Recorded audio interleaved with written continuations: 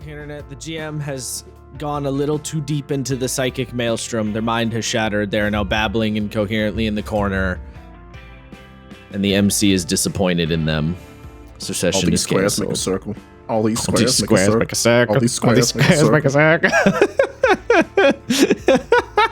I did actually unironically want to play the Brainer. Yeah, I mean, fair. I do love the Brainer. Big fan, personally. I don't know if there's a playbook in the game I don't like. TBH. Unironically, I think the one I cared the least about, which is funny because we were kind of just giving it shit, was the fucking Battle Babe.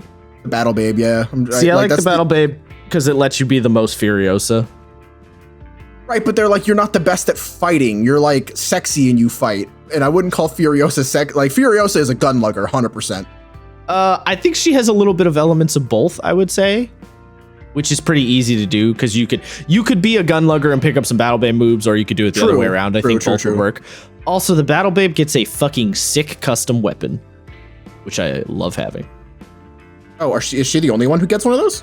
Yeah. Battle Babe's the only one who gets. Actually, she gets 2 custom weapons. Huh. Yeah, those are Battle Babe specific.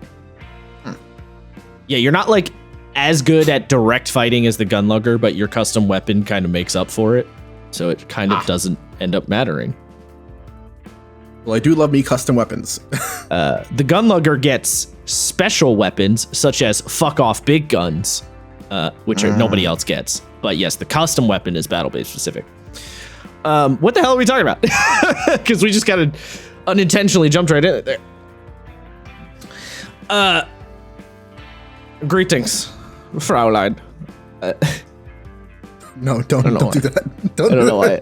I don't know why I did that. I don't even remember where that's from or what that is. I just think about it every time. That's from Hellsing Abridged.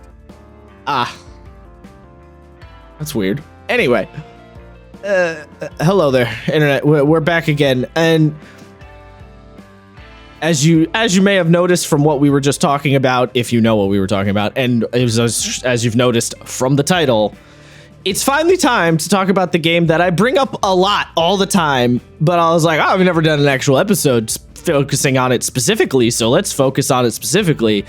It's time to talk about Apocalypse World, my favorite game. And after giving it a reread, still probably my favorite game. Like I don't think I've soured on it very much. And the bits of it that I have issue with are the same bits that I've always taken issue with. So nothing changed. Yes, we're finally gonna, because I bring this game up all the fucking time, and you know what? Let's give a little proper full context to why I love it. I'm going to stick a big old asterisk on the sentence, why I love it, however, and explain that I'm going to try, but this game has a very strange quality to it that is really hard to explain. And what makes it good is not immediately obvious when you just read the game, but when you play it, and if you play Apocalypse World to the hilt as the game, which is to say, like, as the game tells you to, like, you play it as intended, this game has an emergent magical quality that I don't fully understand how it does it or how it works. But it just works. Todd Howard, it just works. Interesting. Every single I was explaining to my girlfriend about this. Every single campaign I've played in Apocalypse World, which has been quite a few at this point, has always devolved's not the right word, has always expanded into Crazy Town, no matter what I as the GM have tried to do or other GMs have tried to do when running it. Like, Apocalypse World is this unwieldy beast that always goes in directions you just would not have ever expected, and it always gets weird by the end. Like, you never have a game that ends and everyone's like, well, I definitely expected that to happen. It never ends how anyone expected to happen. Shit goes crazy without fail. And I cannot identify what about the game is doing that specifically. I think it's just a really complex interplay between how all of the moves work and how the game tells you to respond as a GM, that the web just intertwined so perfectly that the chaos brews no matter what. If you not only does the writer Vincent Baker tell you not to do this, but if you go into Apocalypse World with a kind of D&D-esque mindset where you want to tell you have a narrative in mind, you have a point A and a point B that you want to get to, this game will fight you every step of the way. It will not work. You can't do it. I know this sounds like I'm being hyperbolic, but unless you ignore the game, like you just disregard what it tells you to do in several situations, you cannot make a pre-planned story. It just will not happen. No matter what. I promise. And I know it sounds like I'm saying the game is sentient or some shit. It's not, but boy, does it feel like it sometimes. No, I mean, so I picked this up just from like basic reading. The game cannot be, like, I don't think it's possible. Like, given how the game expects you to sort of be intrinsically reactive in a very sandboxy way to your players. Yes. I do not think you can pre-plan things because your players will inevitably just not do them. Because like you are like not you're not do them equipped, or they'll try to do it and they'll get like a middling success, and so you have to throw extra qualifiers on what they're doing. Right. Like you get it, but also, you know, it's that weird thing, and it's weird to say this, but the players are not, they can't, like the way that their character sheets are built is so unconducive to running conventional story in the D&D kind of way that like your characters just will not do it. Right? There is no perception check. That's not how you can even think about writing the game. True. It's impressive because, you know, Josh talks about this game a lot, and, you know, having read through an amount of it over the last couple of days, I literally had to sit down and go, how would I have run that? Because, you know, the game gives you like examples on how to do things. Yes. And I found myself running into walls because I was like, oh, well, I would have them. Oh, I can't have them. They have to do that. Yeah. Yeah, you as the GM also, important thing to point out in this game, you as the GM do not roll dice. Ever. You do not touch dice. Which to some people that might be what would be the opposite of a selling point? A detriment. A detriment, I guess, yeah. Some people might consider that a negative, that you as the GM never roll dice. And I understand why you might have that mentality, because it is fun to roll the clicky-clack math rocks, I get that. But I tell you, give it a shot. Running this game is so funny, because as the MC, you sit there. The GM in Apocalypse World is called the MC, short for Master of Ceremonies. They're very explicitly not called the Game Master, because you're not really... You're mastering the ceremony, which is to say you're conducting all the crazy shit that's happening, but you're not really dictating all the crazy shit that's happening. No, the game sort of will develop a mind of its own if you follow its basic rules. It very much develops a mind of its own. Oh yeah. Like, shit, what was fuck? What was I just saying? Oh yeah, you don't roll dice in this game. It is so interesting to sit back in your chair and just the player says, I would like to do X, Y, or Z, and you as the MC say, okay, roll me this move, and then just interpret. It's like you're like interpreting tarot cards. Basically, that's the whole game. Like the players roll dice, you look at what move they did, you interpret. You just do that over and over and over again. You're constantly interpreting the numbers that appear before you and how they should interact with what's going on. You're this weird Oracle of Chaos. Like, I don't even know. It's hard to explain. It's hard to explain until you run the game. You're like a spirit medium. The NPCs inhabit you and they move through you, but you are not in control of them, because the game says the characters have to react in a logical way that a character would react. So you just kind of have to look at them and go, well, what would this character do? And you pre-establish, when you come up with the character, you pre-establish in some basic format what those things they want to do are. And then you follow that logic. You follow that. As the game says, follow the fiction and always say what is true. Like, or always, how does it phrase it? Always be honest. I forget exactly how it phrases it, but always be honest, but misdirect. Yeah. So it's like you establish, what would this character do? I established they are this kind of a person. What would they do in this situation? And then, you follow it. And some people might say, well, don't you do that in D&D? Sometimes. Yeah, kind of, sort of. Like, sort of, but often not. You will often adjust to make things still flow in the direction you want. Yeah, in D&D, your NPCs are an avenue for the adventure that you are writing. Yeah. So you will push them and you will mold them to be the best avenue for which the story is presented to the players. Apocalypse World characters are not beholden to that, and they will not follow that. And again, we're saying this. If you as the Master of Ceremonies want to blunt force it for that to happen, of course. It will happen, but you will find that the game is actively fighting you if you read the rules and run the game as written.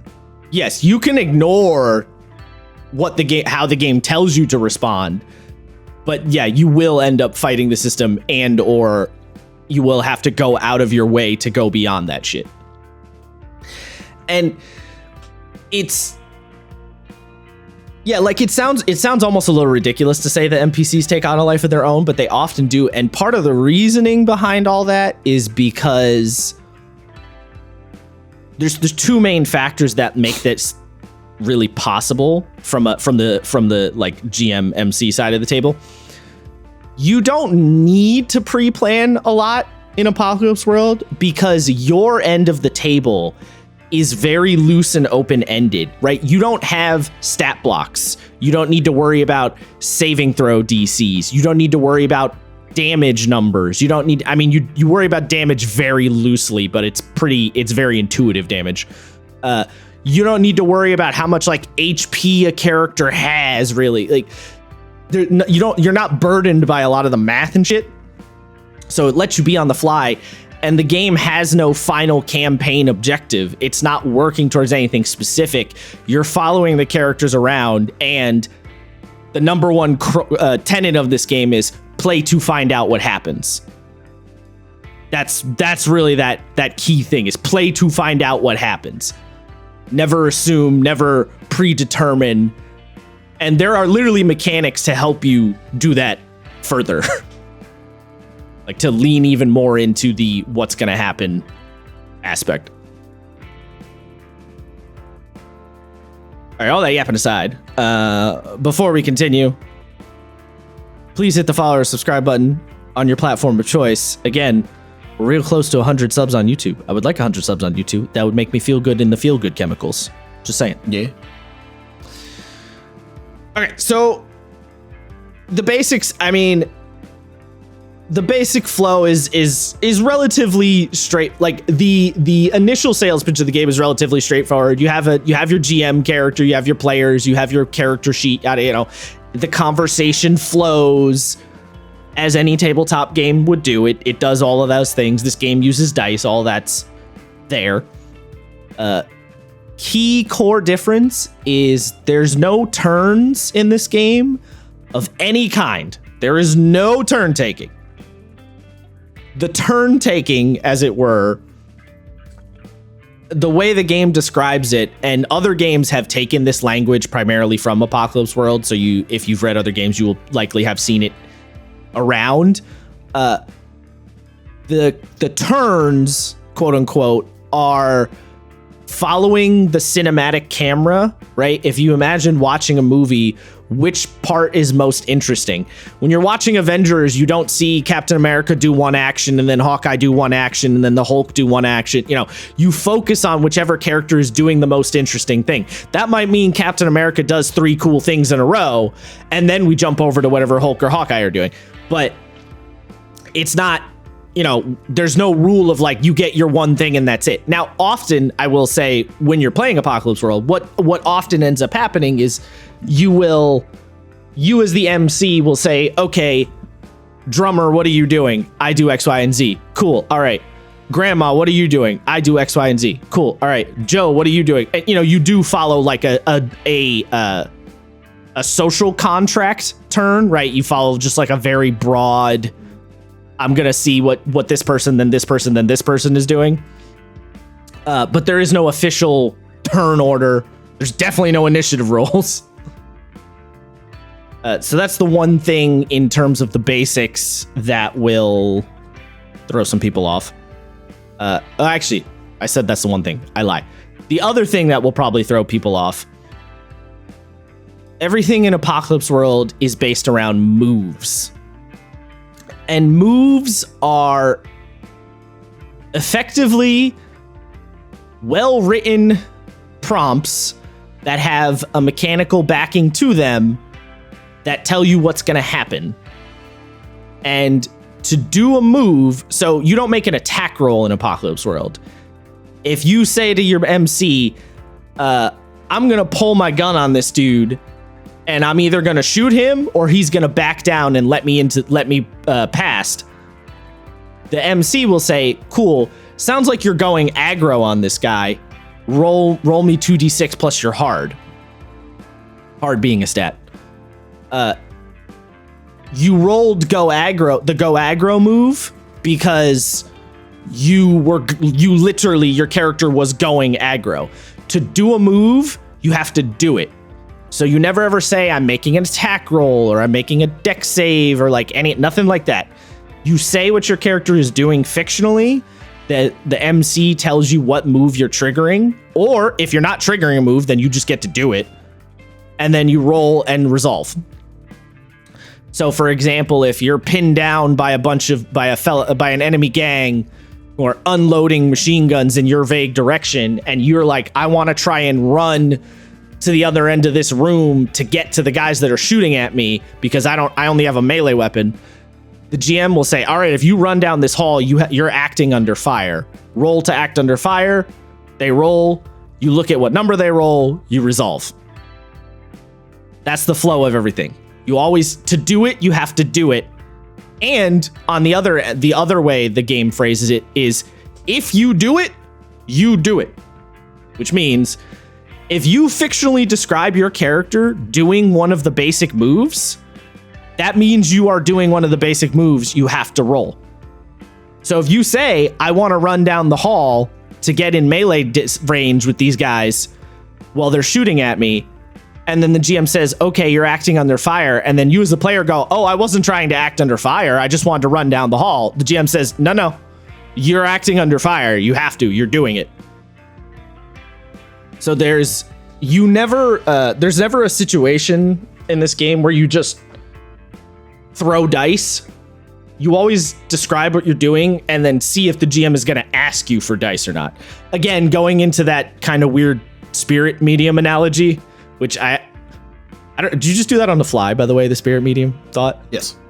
Okay, well, it's a good one. I like it. I'm going to use it. You sit down at the table and say some stuff to the spirit medium and then look at the spirit medium and go, wait for the response. It's kind of what you're doing in this game where, okay, I try and do this. And then you look at the MC and go, what's going to happen? And then the MC responds. It's not, whereas in, again, something like D&D, you will often just be like, all right, I'm going to move 30 feet to get to the end of this room. The GM doesn't have any input on that. You just declare that as a player. It's your right to declare as a player, I move 30 feet down the room. That is the thing you are capable of doing. So Apocalypse World also doesn't give a shit about distances, by the way. Well, it uses abstract distances, like there's far, near, and reach or something. I forget what the words are, but there's abstract distance tags, but there's no like 5 feet, 10 feet. Doesn't care about specific amounts of distance.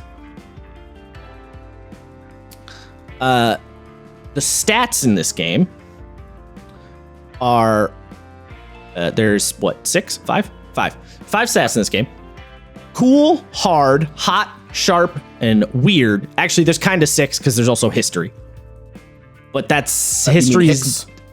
Yes, Hicks. History. I can't read it as anything other than Hicks. Hicks, yeah. I always read it as Hex in my head for whatever reason. I don't know why. To be fair, though, he does literally say in the description, like RX for prescription or DX for diagnosis.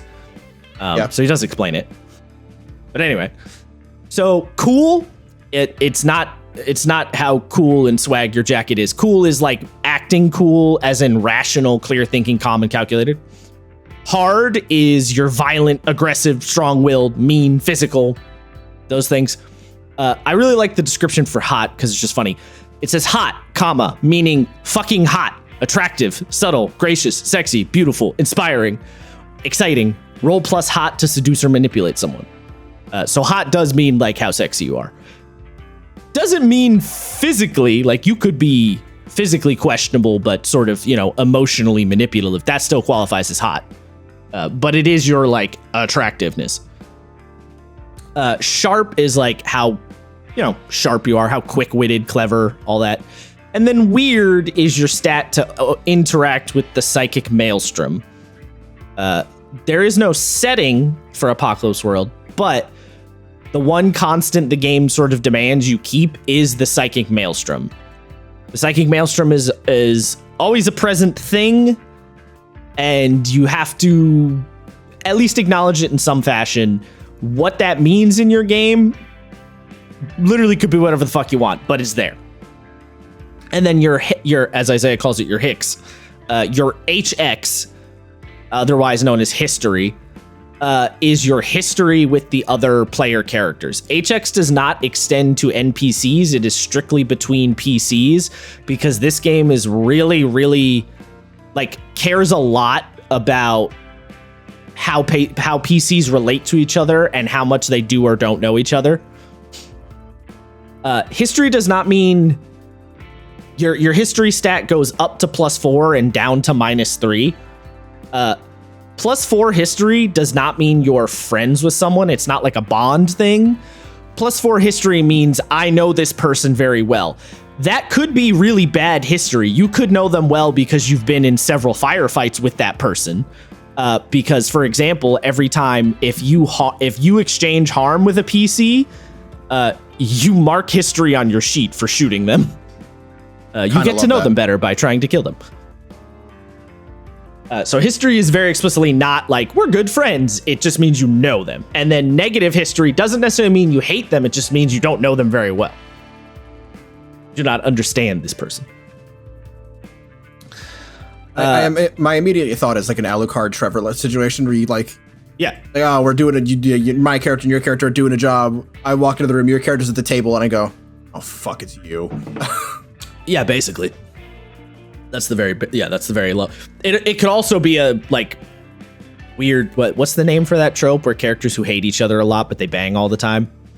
Hate fucking? Yeah, but there's like a name for that. There's like a trope. There's like a TV trope name for that I can't think Enemies of. to lovers? That might be what I'm thinking of. I'm cooked because I was like, there's a term for this in Homestuck. That's the only thing I directly know. Don't do it. Don't do it. It's called Kismeses. God damn it, H. Shut up. Fucking Homestuck.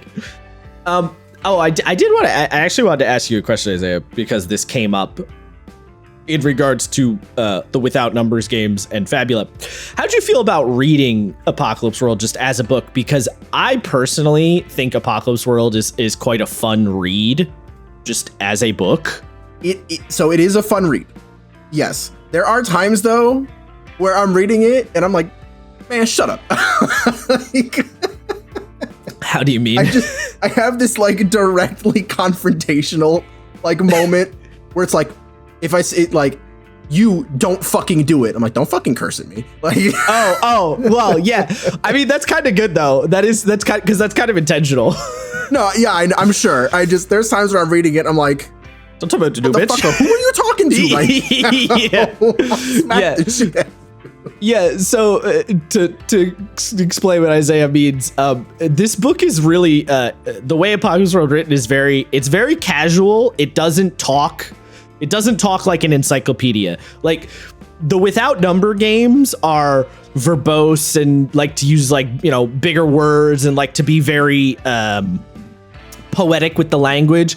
Apocalypse World is really terse, to the point, and kind of crass and very casual. It's like you're talking to like your homie at the bar who drank a little too much and he's explaining his really cool idea and he's just throwing swear words in there, even though like maybe the swear word is unnecessary, but you know, he's in a mood.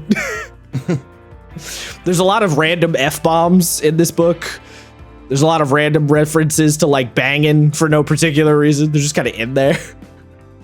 So it's kind of I think it's an entertaining read because it's just sort of, it feels like you're talking to someone when you read it, you know, like you're having like a casual conversation, even though it's explaining like rules. Yeah. It does feel very casual. I'll give you that. Yes, very much so. So I was just curious what your reaction was, that because you made it, you know, you've made a comment on how other games read many times. I'll tell you what, it like, you know, because you told me to read it on Sunday. Oh my God. And I was like, oh God. But much like Fabula, once you get reading, it's not hard to keep reading. It doesn't feel like a drag because it feels very conversational. It's like, I'm here to tell you what you got to know. And I appreciate that because this is like I appreciate that the video game doesn't waste my time or that it respects my time. Because I wouldn't say Without Number disrespects your time. It's just not. There was some disco biscuits with me because it was just so long. It wants you, well, Without Number like expects you to kind of sit down and absorb more slowly, I think. Yeah. In a funny way, which I don't know. Preference thing, I guess. No, yeah, I mean, like, the fact that I have severe ADHD and struggle reading text like that. Yeah. Unless I'm in like a work, it's funny because I can read like bylaws for contracts just fine, but I have to be in a work setting. Like my brain's got to be in that mode. In work mode. Yeah. Yeah. Any other stuff on the basics? HP in this game, it's referred to as harm. This is one of the places that I've always felt a little like, all right, I guess. Harm is represented by a clock in this game. So it starts at 12 o'clock and then goes around clockwise till you know, come back around. Basically, to simplify, it uses the clock thing a lot, which I kind of don't like because sometimes the clock thing confuses my brain because for some reason it's really hard for me to remember what numbers are where on a clock. I don't know why. So basically the easiest way to put it though is you have 6 HP. That's what it is. You can take 6 harm. Arguably, kind of, sort of 8. Where do you get kind of, sort of 8 from? Because the first 2 things will heal on their own if you just let it sit. So you don't actively have to heal 2 of them. Yes, you don't actively have to heal your first 2 segments. They will heal by themselves, but it does take time. You don't like Wolverine heal in a fight. Right. That's kind of why I would like, you know, tentative 8 if you. Yeah.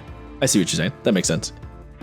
Basically, you might say 6 HP. That's not a lot. Correct. Yeah, you could die pretty easy. Yeah, this game this game is fuck around and find out. Like, oh yeah, you can. Yes, if you fuck around and find out, you will get clapped fast. Yeah. That being said, if you want to be the guy who fucks around and finds out, and everybody else finds out, you can do that. You can play like the gun lugger, for example, and everybody else will find out because you are the hardest motherfucker in the room. But you are that guy. You can be that guy, absolutely. And you can be that guy with the biggest gun, too. This game also very explicitly says if a character's wearing body armor worth 2 armor and you stick a pistol up to that person's skull, nobody cares about your body armor, Chief. You're still getting shot in the head with a bullet. So yeah, very explicit about like, you know, the fictional situation of, you know, what is the circumstance is very important. That does also apply to NPCs though. You could have a super hard ass NPC you're trying to deal with, and if you snipe him from the next roof over, you could just kill him, like no questions asked. Improvement prep time. I don't need to blah blah blah. Oh, I will say. Did you read the why to play page? I think so. I'm not gonna read the whole thing. It literally was like to fucking play, I think was the first one. So the first one, yeah. So there's a page, literally page 14. It's of the very first chapter. Yeah. It says why to play. Number 1, because the characters are fucking hot. Yeah. Number 2, because as hot as they are, the characters are best and hottest when you put them together. Lovers, rivals, friends, enemies, blood, and sex. The good shit.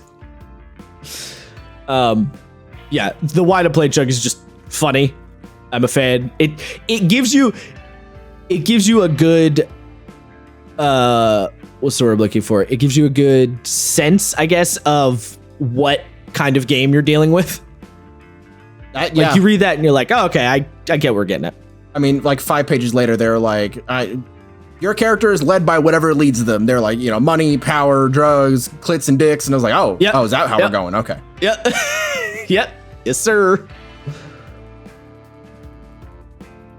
And then we get into the playbooks. So this game does not do... I always have a hard time explaining playbooks because people are like, oh, they're just classes. Kinda, yes. They are mostly just classes, but the playbook influences more than just being just your class. It has a greater SWOT. Like, it covers your class, and like in a traditional game, you know, in D&D, you have like your class and your species and your fucking background and all this shit. The playbook kind of covers all of those things in one shot. And a character sheet in Apocalypse World, when you get your playbook character sheet, all of your mechanical rules for your playbook are on the sheet, like as is. The sheet is like a 1 or 2 page book that tells you how to play your character. A lot of the mechanics of this game are actually nested in the playbooks themselves. So they are both character sheet and character descriptor and also rules reference. The playbook kind of covers a lot of stuff. And as you will have noticed, if, again, looking at any other games, many games have taken this. Blades in the Dark uses this exact system. Of course, now I'm blanking on another example. I think obviously Dungeon World uses this system. It literally does what it says on the tin. A playbook is more than a reference sheet. It is a how-to. It is a book of strategy. It's everything in it's everything you need to be proficient at a thing wrapped into one. So what are your playbooks? So there are also, these are the base playbooks. There are some additional playbooks that also got added later. I should say, we're reading Apocalypse World 2nd edition, but 2nd edition's almost kind of, I almost feel like it should be called Apocalypse World Revised Edition, because 2nd is not that different from 1st edition. It just kind of cleaned up things and added some more stuff on top of where there were some gaps in the 1st edition. But the core mechanics are the same. So it's kind of like a Stars to Stars Revised situation, in my opinion. He called it 2nd edition, but it feels not totally like a 2nd edition to me, personally. Mm-hmm. There's literally zero reason to play the 1st edition of Apocalypse World. Absolutely zero. Unless I'm hilariously misremembering something, I don't think there is anything that got like removed or moved around in any way. The one thing I can remember is that there used to be a playbook called the Operator that got removed, but that's because all of the stuff the Operator did, he just gave to every other playbook. Oh, I'm dead. So there was no reason to keep it around. So if you really, really love the operator, I guess that could be the one reason you might play first edition. Other than that, there's just no fucking reason. So the playbooks, we have each of the playbooks. There's a page that describes all of them. They all have a little paragraph. I'm not going to read them all just for the sake of time. I'll just describe them. You have the Angel. Fun fact about the Angel, apparently the very first thing that Vincent Baker, the creator, made when he made Apocalypse World was the Angel playbook. He had no other game. He just made the Angel playbook and then built the game from there. Interesting. Yeah. The Angel is the medic character. They are the healer guy. They can have a lab. They have a healing kit. They have minor psychic healing powers. They're literally the person you go to for the healing. That's their shtick. You have the Battle Babe, who is, like, as I was saying, Isaiah disagrees a little bit, but like I was saying, sort of your Furiosa-esque character. They're like, there is a little bit more of like a sexy, like, femme fatale thing with the Battle Babe than Furiosa has, but the general vibe is you are crazy lady with fancy weapon that everybody thinks is really cool and hot, but also you can kick people's asses. They're a little bit in between like a combat and a social character. Which, speaking of, if you're curious what the ratio of like combat to social stuff is, it kind of depends on the game, but not that much combat happens in Apocalypse World most of the time, because when the combat happens, shit gets serious fast. Yeah, I imagine that it's and I mean, more than imagine, the game straight up says this, like, combat is quick, bloody, and visceral. It is. If you're not ready to get into a fight, don't. And even if you are ready, shit can go south. Shit can go south very fast. And if you are a character like the Angel, for example, you don't have much going for you. Likely you have not a very good weapon. You probably don't have any armor. You have no moves to help you in a fight, really. Shit will go south.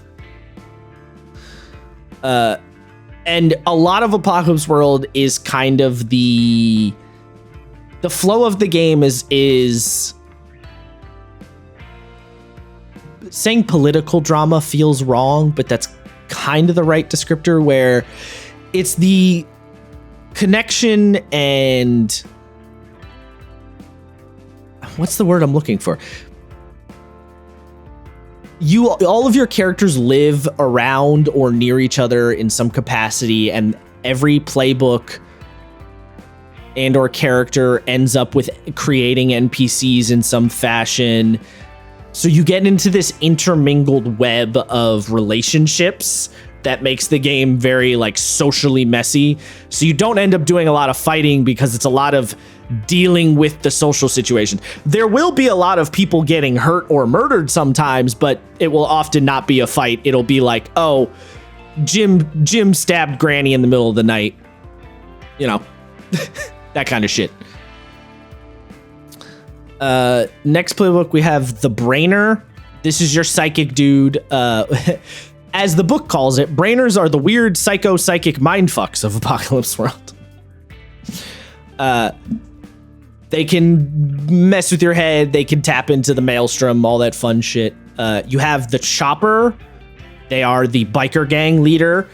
You start the game with a full-on squadron of a biker gang of like 15 dudes who are just your dudes. Several characters start with homies. You're the driver. The driver's basically your Mad Max guy. You have your sick car. Your car is your favorite thing in the world. You get special car moves. You can also have multiple cars. You can have like a normal car, and then you have a move that's called My Other Car is a Tank, which is you have like normal car and then battle car. It also doesn't have to be a car. Like I played in an Apocalypse World campaign where we had a driver character, and his vehicle was a farming combine. So I just think of the Ready Fell Face bookshelf, look for combine harvester. It's not that bad. Fair enough. Then you have your gunlugger. To stick with the Fury Road examples, this is your Rictus Erectus guy, basically. Just big fuck off dude with big fuck off gun type energy. Again, as the game puts it, gunluggers are the baddest asses. Their moves are simple, direct, and violent. Then you have the hard holder. This is your Immortan Joe. And when I say that, I literally mean you can be Immortan Joe and have an entire hold. You are the landlord. You own a base. You have minions and guards and people who love you and all that shit. And you start the game with this shit. Any of the characters who are like leaders or stuff like that, you start with it. There's no like characters in Apocalypse World are important right from the get-go. Your character is unique and special in some fashion right from the jump. Right, yeah. I think that's something worth mentioning. You cannot be a shit farmer. You literally can't. Like, in the game, it's pretty pragmatic about it. You're in the apocalypse. There really is no shit farmer available, right? If you are that low on the totem pole that you're a shit farmer, you're probably dead or a slave. Like... yeah. Not in those words, but like you have to be some level of badass to even else. survive in this world. You can't just be a nobody. Yeah, no. You literally can't. I mean, I suppose you could kind of try, like you could pick, I don't know, who would be the easiest one to shit farmer with? I guess the Brainer probably. Like you could try and pick the Brainer and just be the weirdo that nobody talks to, but the MC is gonna push on you so hard that you're gonna get wrapped up in shit no matter what. Yeah, there's not a lot you can do about it. There's very little chance of you staying hidden away. Then we have the Hocus. Although, I do like the idea leader. that that's kind of the joke, is that like you play a Brainer and you're basically just playing Q from our Blades campaign. Like you just want to hide in your barrel and be a creepy stalker man. And nobody the GM is like, get out of the barrel. And you're like, no. Yeah. No, fuck you. Yeah. Yeah, the Hocus is just straight up a cult leader. You start with a cult. Your cult has a weird thing you're obsessed with. Your cults can turn on you, though. Worth pointing out. I ran a game. This was obviously a long time ago, but I ran a game where we had a Hocus player and his cult praised Lord Helix from Twitch Plays Pokemon. Yep. Okay. It's fine. I played in a Persona game once. This was shortly after the Twitch Plays Pokemon thing happened, by the way. I actually don't even 100% know what that is, but Twitch Plays Pokemon? Oh my god. You have to remember, streaming was not big for me. I know, but you've never seen the memes from Twitch Plays Pokemon? No. Oh, the banger memes, dude. That's crazy. Anyway, continue. I was playing in a PBTA Persona game, and someone's persona was oh god, what the fuck is the robot from Undertale? A hot robot from Undertale. Help me out here. Oh god, yeah, I know who you're talking about. I can't think of his name. I don't know. That was literally his persona. Like it got weird. It got weird really fast. What is that robot called? Metaton. Metaton, yeah, there you go. Oh, you've never heard of All-Terrain Venomoth? I've heard of that through Aster, but... Yeah, I love All-Terrain Venomoth. Oh, man. Okay, we're not going to go down this rabbit hole, but I can explain some fun shit with Twitch Plays Pokemon. Anyway. Next, we have the Maestro D. This is a little portmanteau of Maestro D and... this is a portmanteau of Maestro and Mater D. The Maestro D is like, who's a good example in fiction of a Maestro D? I'm trying to think like post-apocalypse fiction more specifically. I can't think of anybody. Interesting. Basically, you run an establishment. A social establishment of some kind. Could be a bar. Moxie from Borderlands. Yeah, there we go. Moxie's a good example. Could be a bar or a drug den or a stripper club. What? A strip club? Stripper club. Point being is you're kind of like a hard holder. You have a place, but like you have less obligations to worry about, but also you can have potentially, more problems. For example, if you run a drug den, you might have to deal with, druggies who want to steal your drugs at shotgun point. And then you have the savvy head. They are the mechanic. They do the mechanic thing. They also have a really fun ability that lets them talk to like inanimate objects. And I think it's, if I remember correctly, it's called, Bone Feel is the name of it. And I just love the fact that they can just like touch the boat and be like, the boat speaks to me. And you're like, yeah, does it, bud? And you're like, no. There's enemies above. The boat tells me so. And you're like, okay. And also the game is a little vague on if that ability is psychic or not. Like you could describe it as psychic powers, but you can also kind of describe it as like you just have a strong understanding. It's called Things Speak. Bone Feel is a different ability. The Savvy Head also starts with a workspace, which is, their fucking, their mechanic shop, basically. Mm-hmm. They can also have like guards and shit. And then I think the last one is the Skinner. The Skinner is the hot person who uses their hotness to make everyone else do what they want. That's their vibe. They're just real cool and real attractive, and everybody likes them. They're also they're generally good at a art form of some kind.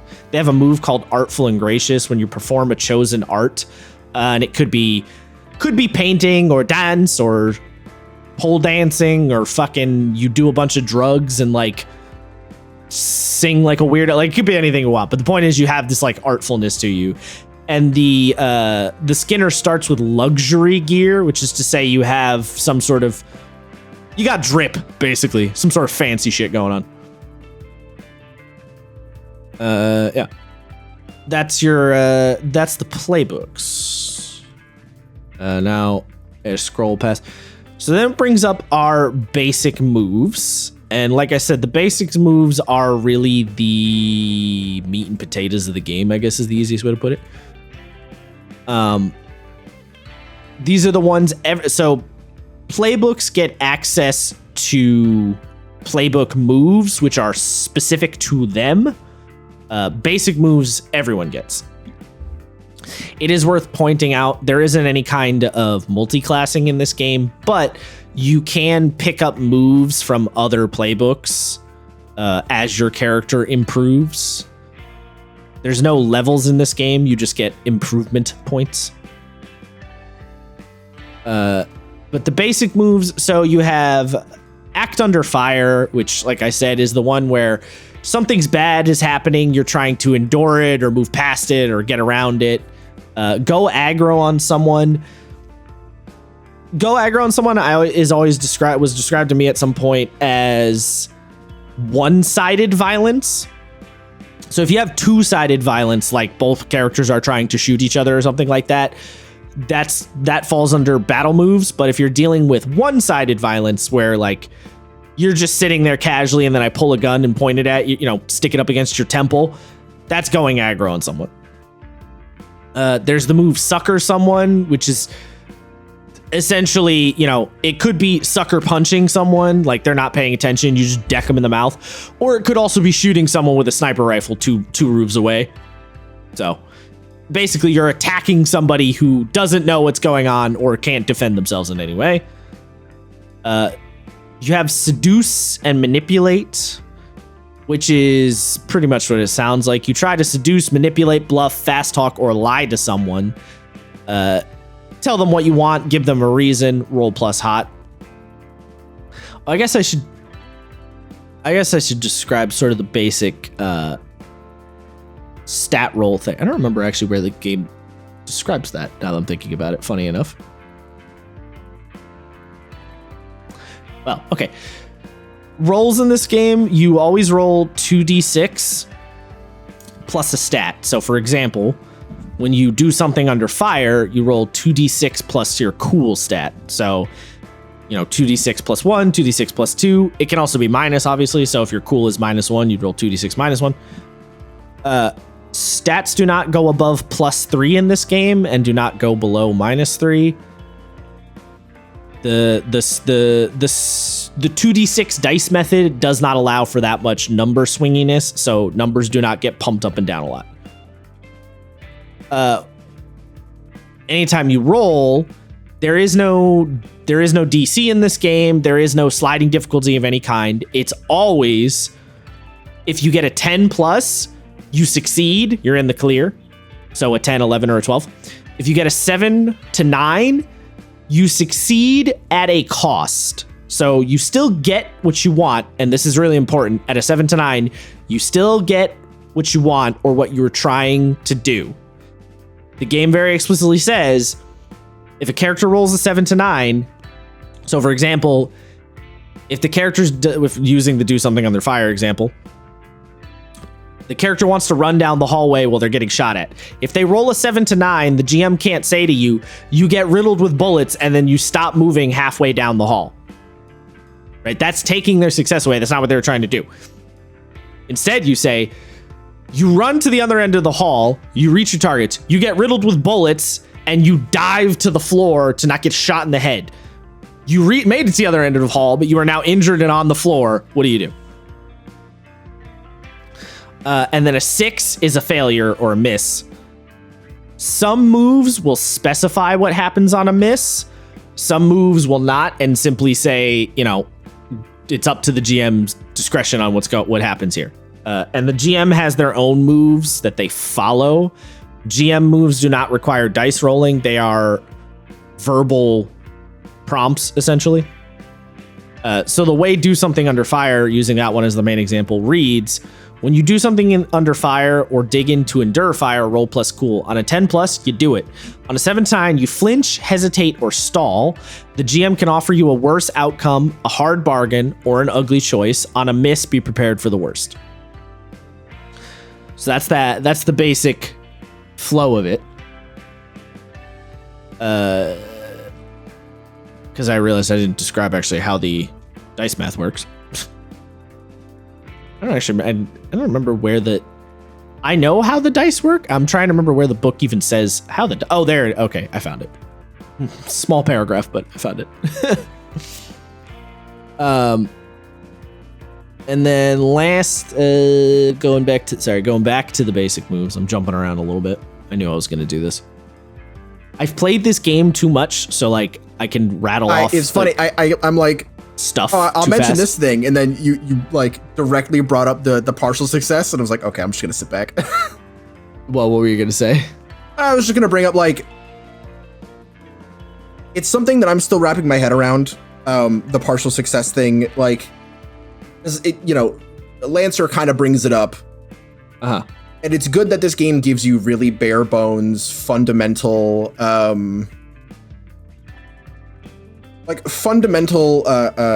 instances of it. It gives you quite a few examples. Yeah, and it allows you to gauge. This is kind of what game were we talking about where I wanted this to be a thing? Partial success? I want examples of the partial success. There was a back and forth of well, you can't do that all the time. I think it was in Stars. Might have been. The point is that this game does exactly what I asked for, which is give me degrees by which the partial success can manifest of a partial success, you barely skimmed out, a partial success of you did it, but at serious cost. It allows you to go, what would I do in this situation? And then you can sort of build this little library of instances you have and go, okay, well, this is close to that thing, and I'm going to shift it a little bit to meet what I need. Yes, the basic moves are written quite cleverly. So even if you look at doing something under fire, right? It says on a 7-9, you flinch, hesitate, or stall. The GM can offer you a worse outcome, hard bargain, or ugly choice. Those 3 little bullets, like worse outcome, hard bargain, or ugly choice, prompt enough thought in your brain that you can immediately start thinking of possibilities when this move comes up, you know? Yeah. And eventually, of course, after you play the game enough, you don't even really need to worry about that anymore. You just kind of have that locked into your head so you can whip it out whenever you need to, which is kind of why when other games do stuff like a partial success, for me, I immediately go, oh, okay, I know what to do with this, because a lot of those games are taking from Apocalypse World. So I'm like, I played the original idea, so yes, I know how to handle this.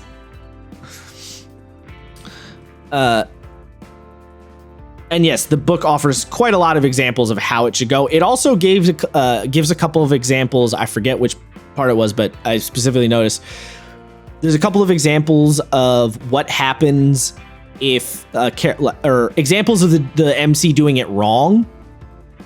So the character got a partial success, but the MC unintentionally took their success away and then was like, oh, wait, let me, it was like a hypothetical example. It was like, oh, let me go back.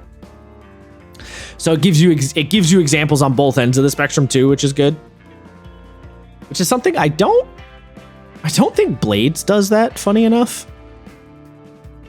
I think that would be good in Blades. Which part exactly? The examples of doing it correctly and doing it wrong. Oh, yeah, no. In terms of partial successes. On that from what I remember. Yeah, I don't remember doing it. Anyway, back to the basic moves. Seduce or Manipulate, like I said, is the one you expect. A good thing that Apocalypse World 2nd Edition added that 1st Edition did not have is what happens when a lot of these moves interact with another PC, like PC on PC situations, PvP. The first game basically said, this is not a PvP game, so don't do it.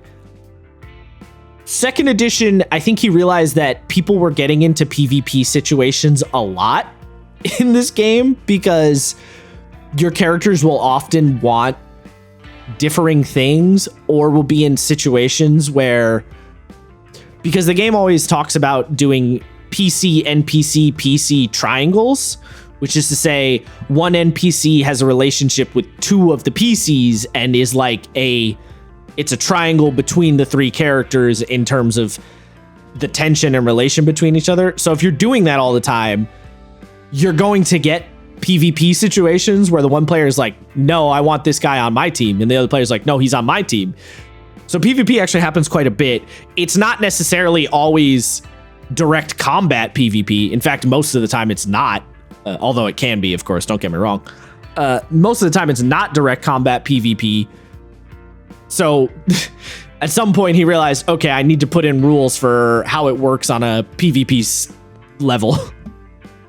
So like for Seduce and Manipulate, it gives the descriptor. It says for NPCs on a 10+, they'll go along with you unless or until some fact or action betrays the reason you gave them. On a 7 to 9, they'll go along with you, but they need concrete assurance, corroboration, or evidence. And then obviously on a 6, you miss. For PCs, on a 10+, both, and a 7 to 9, choose one. And then it says, if they go along with you, they mark XP. If they refuse, erase one of their highlighted stats for the remainder of the session, which is basically saying highlighting stats is how a person gets XP in this game. So if you seduce or manipulate a fellow player and they fight you on it, that means you're taking away their ability to get XP in the future. So you can't mind control another player, but you can dangle a carrot of, I can either give you extra XP or take some of your XP away. So you're offering the carrot or the stick on the fellow player. I think it's also something of like if a character's just not into it, I think this is worth bringing up because this is part of the like consent thing. I think there's something to be said about if a character's not into it, because the player's not into it. Yeah. It's good that the game kind of brings this up and sort of treats it like a seduction doesn't overtly have to be a thing about banging. Like you can seduce someone with power, you know? Right. Or resources. Well, that's why it's like, hence why it's called seduce or manipulate. Right. I know. It just, the sex moves, we'll bring them up in a bit. Sort of pushes that towards a proclivity, or on the face of it, you think it does. It doesn't actually. They are linked, but not coexistent. The thing I also like is just if you ignore a seduce or manipulate from another player, it doesn't just shut you down, right? Yeah. Like you lose out on XP, which is annoying, but it doesn't like turn off your character in some fashion. Like you don't like lose an ability or anything like that. And then we have another basic move is help or interfere with someone, which is pretty much exactly what it sounds like. For this one, this is where one of the main moves where your history is relevant. You roll plus history. On a 10 plus, they get a +2. Or if you're trying to interfere, they get a -2. On a 7 to 9, they get a +1 or -1. On a miss, tough shit, they're probably going to punch you in the mouth or something. Then you have read a sitch, which is reading a charge situation. And then there's a list of questions. If you get a 10 plus, you ask 3 questions. On a 7 to 9, you ask 1 question. On a miss, you still get a question, but also something bad's going to happen.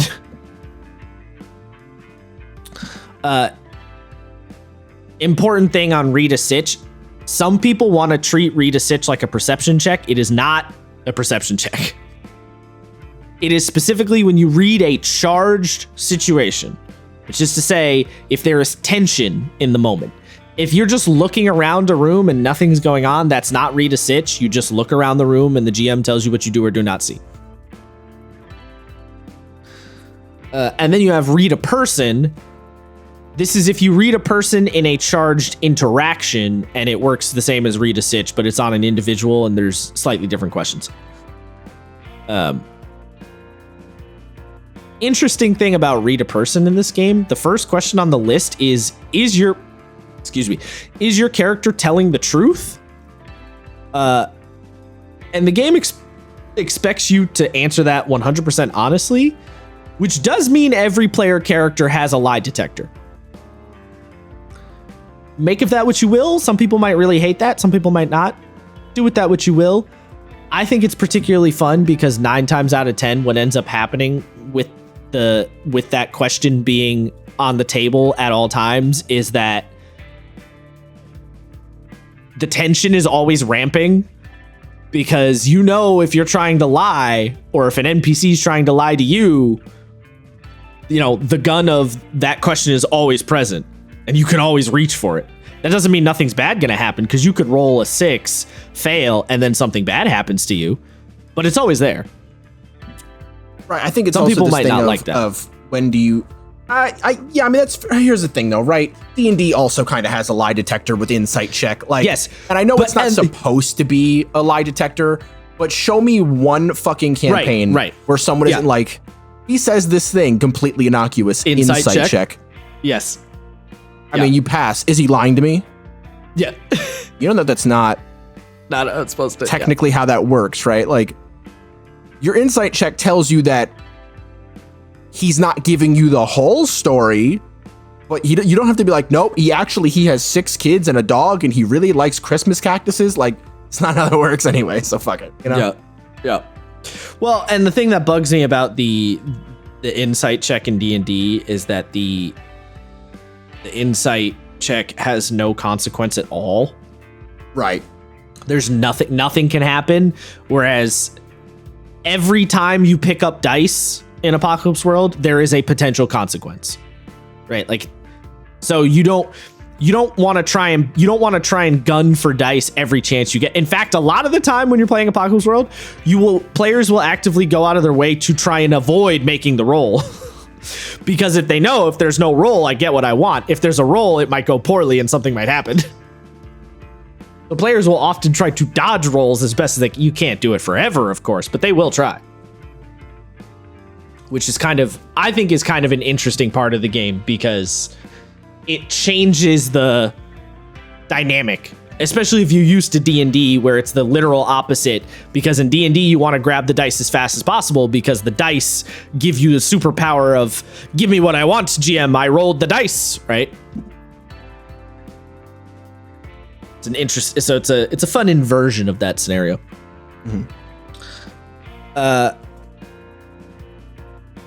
And then second to last basic move, we have open your world to the psychic maelstrom. So I'll just read this one because it's kind of odd. When you open your brain to the world's psychic maelstrom, roll plus weird. On a hit, the MC tells you something new and interesting about the current situation and might ask you a question or two. Answer them. On a 10 plus, the MC gives you good detail. On a 7 to 9, they give you an impression. If you already know all there is to know, the MC will tell you that. On a miss, be prepared for the worst. So 2 things that are interesting about this particular move is 1, the question that you as the MC, every time I've run this game, when players start using open their brain to the psychic maelstrom, I always get excited because I can go crazy with the questions and start being like, so that guy you killed when you were 5, what's the deal with that, bro? You know, like just throw crazy shit at them because the psychic maelstrom knows all, right? And you can interpret the psychic maelstrom however you want. Another important thing is, or another not important thing to note, I guess, it does say if you already know all there is to know, the MC will tell you that. A little bit later in the book, he said, the writer says, how does he phrase it? That the clause of they already know everything there is to know is there, but I've never used it and I hope you never have to too. So shows you his opinion on how that move should work. And then our very last basic move is at the end of every session. It's just called session end move. Choose a character who know. Huh? I couldn't tell if this was a move or not. This is a move. I was so confused why end. This is here. Yeah, it's a move. It's technically a move. I mean, it is a little weird to phrase it as such, but yeah, it's a move. Okay. Yeah, basically when choose a character who knows you better than they used to. If there's more than one, choose one at your whim. Tell that player to add +1 to their hex with you on their sheet. So I point at Isaiah's character and I say, add +1 hex with my character on your sheet. If this brings them to +4, reset to +1 and therefore mark XP. The player who's marking on their sheet. If no one knows you better, choose a character who doesn't know you as well as they thought, or choose any character at your whim. That character takes a -1 to their hex with you on their sheet. If this brings them to -3, they reset to 0 and then also mark XP. So this number is going to move around constantly. And is a guarantee like XP flow. And then we get into character creation. A lot of this is very bookkeepy stuff, so like I'm not gonna harp on it too much. It goes, explains to you stats, basic moves, your special moves as your playbook. And then, well, I guess the thing I will mention, this is where I think this is the first spot the game brings up sex moves. Pretty sure. No, it does bring it up earlier, like very early in the book, but well, either way. Yeah, I mean, it actually explains it here. So yeah, every character has what the mechanical term is called a special move. It's a move when your character has sex. Now, the book is real explicit about this. This is literally the first 2 sentences. Every playbook has a special move for when the character has sex. These aren't moves for playing out sex scenes. I'm easily embarrassed personally, so when I'm the MC or when it's my characters having sex, I always fade to black. They're moves for how sex changes the relationship between characters, if it even does. They're based on the idea that when you have sex with someone, you get to know them better than you did before. So yes, the point is not to get weird horny on main and just start, explaining your weird sex fantasy stuff. Unless you want to fucking knock yourself out. No one's stopping you, but you don't have to. My immediate thought is it's not that I read the Tokyo Ghoul manga, but it's at the very end of the manga where Toka is looking at Kaneki and she's like, it's like right before the big final battle. She goes, "Are you a virgin?" He just kind of drops his coffee and then it hard cuts to them smashing. Is that really a thing? Have you I'm finding this image. Okay. It's kind of, I bring it up because it can be that easy in this game because it has a mechanical point. Well, you don't have to role play the awkward. You're just I want I want this resource from you, other player. Yes, Fitness smash. It can be mechanical. And here's the other thing you gotta understand to some degree is that, you know, genre-wise, post-apocalypse, random flagrant sex just because is like not that out of the question in the genre itself. So it's just gonna happen sometimes. That being said, I don't love this mechanic, but probably not for the reason that a lot of people think. I don't love this mechanic because... Wait, well, so you kind of explained it, but... I told you already, yeah. Oh, okay, I thought there was more. No, I mean, that's the main thing. I also don't love it either, which is funny considering me. Because it feels kind of clunky. That's kind of similar to what it feels... I get what the point is, right? We talked about it a little bit before. But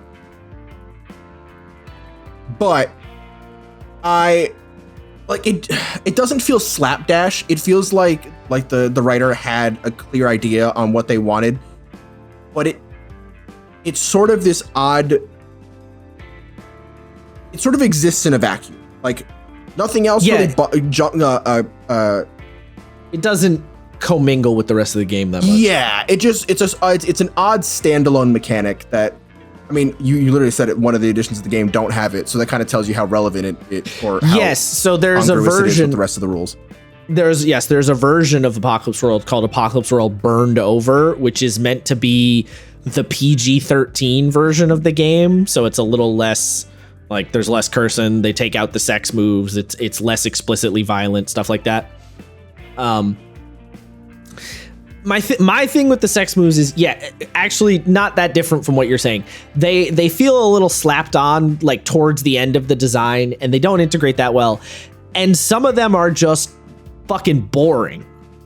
So some characters have cool ones. For example, the Brainer, when Brainer has sex with someone, they get to do a deep brain scan of that person, which is a move that the Brainer has that lets you basically read their mind and like pull memories out. That one's cool because I believe the exact wording is that you get a deep brain scan for free. I think it is. Now I got to see if I can find it real quick. Oh yeah. When you and a character have sex, you automatically do a deep brain scan on them, whether you have the move or not. Oh, that's the other thing. If you don't have it, you still do this. Roll plus wield is normal. However, the MC chooses which question the other player answers. So it's like you get this little bonus of a move you may or may not have. That one's kind of a cool interaction. But then the Battle Babes sex move special is if you and another character have sex, nullify the other character's sex move. Whatever it is, it just doesn't happen. That one sucks. It's just like you just completely like ignore that mechanic, and you're like, and you ignore it on both sides. You ignore it for the Battle Babe because she doesn't have one, and you ignore it for the other player because you're turning theirs off. Wah, wah. Chopper special is another one if I remember correctly. If you and another character have sex, they immediately change their sheet to say +3 hex with you. They also choose whether to give you a +1 or -1 to your hex with them. That's like whatever. Like, okay. You know, like some of them are cool and some of them are fucking lame. And that's my big problem. My other problem is that technically rules as written, they don't apply to NPCs, which feels like a missed opportunity in my opinion. Oh, I didn't even notice that. Yeah. Technically, they only apply PC to PC, which means they're going to happen not as often, and it feels like a missed opportunity to not be able to use sex as a manipulation tool against NPCs also, you know? Right. Well, so you know what's funny, and not to bash on this game, but I think a game that really handled this well, this specific mechanic, is Monster Hearts. Because not only does it... Well, yeah, I mean, yes, but like, not only can you engage in your sex move with another, with an NPC, the strings mechanic is so deeply interwoven with characters banging because you're horny, like, 17 to 21-year-olds, Right. It very specifically says, I give up all, and strings in Monster Hearts are sort of narrative threads that you hold on people. It's an abstracted, I have this over you so I can get you to do what I want. Yeah, it's some of that manipulation stuff, which I feel like Apocalypse World misses out on. Yes, whereas Monster Hearts, the strings themselves are so deeply entwined. Like, I know the vampires one is about leading people on. You don't you get them to want to have sex with you, but you don't smash. And if you do, you lose all of your strings on everybody because you have given up the power you hold over everyone. Because now someone knows the truth of what you're like. Yeah, they got a little too close to you. No, yeah, that Monster Hearts did a much cooler version of the sex mood thing, which makes a lot of sense because it cares more about that relationship stuff than Apocalypse World doesn't. Like, Apocalypse World treats it as it's like a tool, which it is, whereas Monster Hearts focused on it more, which makes sense. So, yeah, I don't love its implementation. I don't take it out in Apocalypse World, but it also just doesn't come up that often. I will say one little minor adjustment, I guess I would say I make on it is that, and a lot of people do this, is that rather than it being explicitly sex, it can just be, our two characters have a date night and spend a lot of time together over the night. And then maybe sleep over someone's house, don't necessarily bang, but stay there. Or some people word it basically what I'm saying is people adjust it to be, rather than just a sex move, it could be just intimate hanging out togetherness in general. Right.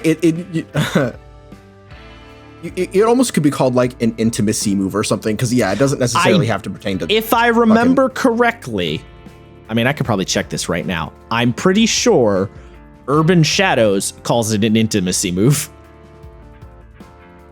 I'm gonna see if I could really fast open this shit up and try and find it. I'm gonna try. Hold on. Okay, all right, the hunter. Let's see. I'll see if I can find it. Intro question, gear, blah, blah, weapons. Urban Shadows is an Apocalypse World hack that's for modern fantasy. Yes, it's called an intimacy move. Yeah. See? Yeah. Because in Urban Shadows, you have drama moves, which has to do with the setting of that game. But yeah, one of them is your intimacy move. So for the hunter, when you share a moment of intimacy, physical or emotional, with another person, ask them a question. You must answer it honestly. They will ask you a question in return. Answer it honestly or mark corruption. Corruption's a mechanic in that, So yeah. So basically, Apocalypse World got the ball rolling on that idea, did it not great, and then other games were like, wait, no, I can do this better. So, yeah. Also, funny you mentioned the strings thing with the vampire, because the vampire in Urban Shadows, when you share a moment of intimacy, tell them a secret about yourself or owe them a debt. Either way, they enter your web and owe you a debt. So, lean into that one. So yeah, this is a sex moves thing. Yeah. Take it or leave it. I mean, you can also just fucking remove it. Some of the playbooks special moves in Apocalypse World kind of do work with NPCs. So I have still treated sex with an NPC as counting personally, but not all of them work. Only some of them do. Mm-hmm. Some of them are worded to be a little more PC specific. Which, it's a weird place to put this, but it is worth mentioning. Sereth really wants to run Monster Hearts, and reading this made me want to run. This book made me want to play Monster Hearts, which makes, and I know Sereth listens to this, hurry up and run that fucking game. I mean, I'm 100% down to play Monster Hearts. I want to live my inner edgy vampire dreams. Monster Hearts, in terms of the echelon of Powered by the Apocalypse hacks that people always talk about, Monster Hearts is very high on that list every time. I'm not surprised at all. Yeah. It's one of the ones that comes up. It was also one of the pretty early Powered by the Apocalypse hacks. Not the earliest, but pretty early. Is the earliest Dungeon World? It's the one I always see that's like Dungeon World's the earliest wrapped around one. each other. Like they're so intertwined. I can't think of them. Dungeon as World's the than... only earliest one I know of. I don't know if it's the earliest, but it was very early, and you can kind of tell Dungeon World's an early one because it has some clunkiness in the translation from Apocalypse World to Dungeon World. So yeah, I don't know. Now now Powered by the Apocalypse is fucking everywhere. We got an Avatar game that was powered by the Apocalypse, so shit's everywhere now. Anyway, go back to where we were. So yes, we're technically in the character creation chapter. It brings up a whole bunch of like your moves and your stuff and mentions the special moves like we said. It does mention vehicles and prosthetics. There are rules for vehicles in this game to live out your Mad Max life. Technically, nobody starts with a vehicle guaranteed except for the driver and the chopper. But you can ask your MC if you would like a vehicle, and if you do, it gives you some rules on how to make a vehicle. It's pretty straightforward. Basically, vehicles have stats, their own stats that they compare when you're like if you're driving against another vehicle, you compare the stats, and that dictates the bonus you have. So if your speed is +2 and another car's chasing you and their speed is 1, then when you roll with a +1 because that's the difference. Any other thing? Oh, it does mention prosthetics very briefly in character creation also, but there's not really rules for prosthetics. They're mostly just looks. You Does can. I could have swore like it has like some one very had like a minor built-in shit. weapon and shit like that. I don't think so. Or well, sorta. So you can have a strength bit to the prosthetic, and then you can have like a weakness and stuff. It's got like fictional tags to it, but it doesn't have like super hard mechanics to prosthetics. Got it. Yeah. Then obviously you go around, do your introductions. You have hex questions when you do character creation. These are always a fucking headache. Basically, the way the hex questions works is everybody has questions on their sheet. So you start with one character and they go around the table and ask whatever their questions are. And then the characters that you're asking, like the question to, they have something on their sheet that kind of says how they respond. It's really not that hard, but people always get fucking confused on this. Why do you think that is? Because I didn't. I don't know. I don't know. In Apocalypse World Burned Over, he simplified it drastically. I forget exactly what he did, but he simplified it down. So to give you an example, I'll read off the hex questions for the angel. This is during character creation. Everyone introduces their characters, blah, blah, blah. Go around for hex. On your turn, ask 1, 2, or all 3 of these questions. So you say, which one of you do I figure is doomed to self-destruction? And then, the Brainer character says me. The angel then writes down on their sheet for the Brainer character, -2 hex with that character. And then another question, which one of you put a hand in when it mattered and helped me save a life? And the gunlugger says, oh, I did that. Obviously, you're also supposed to kind of flesh out, the story behind the questions. And then the angel writes on their sheet, +2 with the gunlugger, right? For every other character that you didn't ask a question, you just write a +1 because the angel is kind of friendly with everybody. On everyone else's turn, answer their questions as you like. Now, the angel doesn't have any stipulations because they're kind of they're homies with everybody. So they just answer however they want. But some of the characters, like I believe the Brainer, let's see, where is it? Oh no, wait, what? I was gonna say, I don't feel like I saw anyone that had like negative. Oh, am I confusing? I might be confusing this with first edition. That might be what I'm getting confused with. I think I liked it. I think I might have liked it better in first edition. Because of this. Let me double. Yes, let me pull it up real quick. Hold on, because now I'm not totally remembering. Yes. Okay, so first edition did this, and I thought this was interesting. Okay, so going back to the angel. So it's the same initial questions, and then it says for everyone else, +1, you're an open book. On others' turns, you try not to get too attached. Whatever number they tell you, give it a -1 and write it next to their character's name. Because, so for example, they say to you, oh, like taking the angel question, one of them put a hand in what mattered and helped you save a life. Tell that player. Oh, that's right. That was the other thing about they used to work in reverse. So it wasn't a question. You told the other player. So the angel would say, one of them put a hand in when it mattered and helped you save a life. Tell that player +2 hex. So the angel said, Gunlugger, you helped me save a life. Write +2 on your sheet. Oh, okay. Right? So I do like the question more. Like the.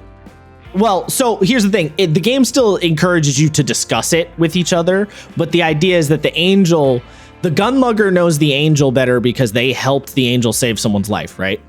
Then, when the other player says to the angel, okay, you write +2 with me on your sheet, the angel says, okay, and then subtracts 1 from it because they try not to get too attached, right? So the numbers move around more in character creation. In first edition. That's what I was talking about. Gotcha. I kind of like those better, but people got really confused. That's fair. Another example, so the Battle Babes from first edition, go around again for hex on your turn. Tell everyone +1 hex. You put yourself out in the public view. On others' turn, choose the character you trust the least. Whatever number that player tells you, ignore it and write +3 hex next to that character's name instead. I like that. That. Ignore it. For everyone else, write whatever number they tell you next to their character's name. So that's what I mean. Like, so a lot of those stipulations were the back and forth was fun. So I liked them, but everyone got confused about how it worked. So they didn't. He dropped it in second edition. That's what I was talking about. So, yeah. Or like the Brainer, this is another one. Go around for hex. On your turn, tell everybody -1, you keep yourself secret. On others' turn, one of them has slept in your presence, knowingly or unknowingly. Whatever number that player tells you, ignore it. Write +3 hex next to that character's name instead, because you've watched them sleep. Yep. And everybody had a couple of questions like that. So I said there's no reason to go back and play first edition. I guess that's maybe one reason. I liked the way those hex questions worked. It is easier now, but I thought the dynamic back and forth, the way it worked in first edition was fun. So yeah, that's how it goes sometimes. It do be that way sometimes. But anyway, that's a long-winded yappity yap about hex. Hex is, like I said, it's the history with each other, and the game is relevant. Does care about it. Once you finish character creation, that's when you then do stat highlighting. So you go around on the table. Basically, whoever has the highest hex on your sheet. So if the Gunlugger I'm the angel, the Gunlugger is the highest hex on my sheet. I say to the player of the Gunlugger, which one of my stats do I highlight? And then the Gunlugger picks, and then you say to the MC, what's the other stat I highlight? And then the MC picks. And what this does is, when you roll a highlighted stat, you get XP. So the two ways you get XP in this game is roll a highlighted stat and roll your, get your hex to +4 or -3.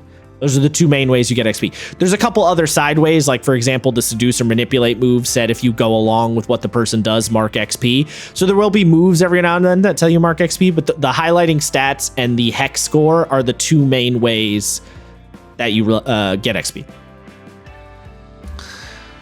And the point of highlighting stats is basically the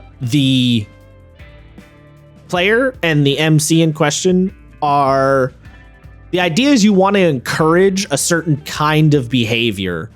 So if you're looking at the Gunlugger character and you're like, I really love it when the Gunlugger character just fucking blows shit up, then highlight their hard, because that's the stat they use to blow shit up generally. And it encourages them to blow shit up more because they know they're going to get rewarded for it. And so it's one player does it and the MC does it. The game also says, as the MC, don't just pick their lowest stat to screw them over every time. In fact, it encourages you to do the opposite and generally pick their best one. You don't have to, but yeah. Character creation, by the way, in this game, I know I breezed through it really fast. Character creation in this game is really fucking fast. It seems like, well, super fast. That really doesn't surprise me. Most Powered by the Apocalypse character creators are fast because it's a playbook. Like you don't it's pick all your right stats. there. You get 2 stat layouts and go, do you want this one or this one? Yeah. Do you want this skill or this skill? Do you want this gear or this gear? Like, it's really designed to be like, you put the book down, we're going. No, no. Very quick. Everyone sits there for an hour and goes, well, what do I want to put this 12 in? Game done, give a fuck about your 12. It does not. Apocalypse World, you get 4 possible arrays to pick from. But yeah, there's literally on every playbook, there's a section that says creating, and then it says the name of the playbook. So creating a hard holder gives you some names, gives you the stats, tells you what gear you start with, tells you what about improvements, tells you what you look like, says you get all the basic moves, and you get whatever moves you get from your playbook. Tells you your history questions, boom, bang. A couple of the playbooks do have like special rules that they have to pick from. So, for example, the Gunlugger has to decide on their specialty weapons, and the hard holder has to pick a couple of questions about their hold. But it's a list. It's on your character sheet. You go down the list, boom, bang, done. So yeah, character creation, zoom in this game, pretty fast. I mean, obviously it'll take a little bit longer if somebody doesn't totally understand like what numbers mean what and stuff, but yeah, goes quick.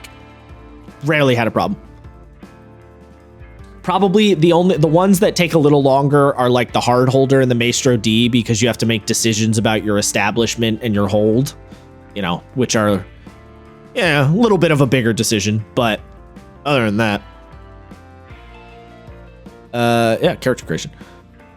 And then it gives our Master of Ceremonies. So,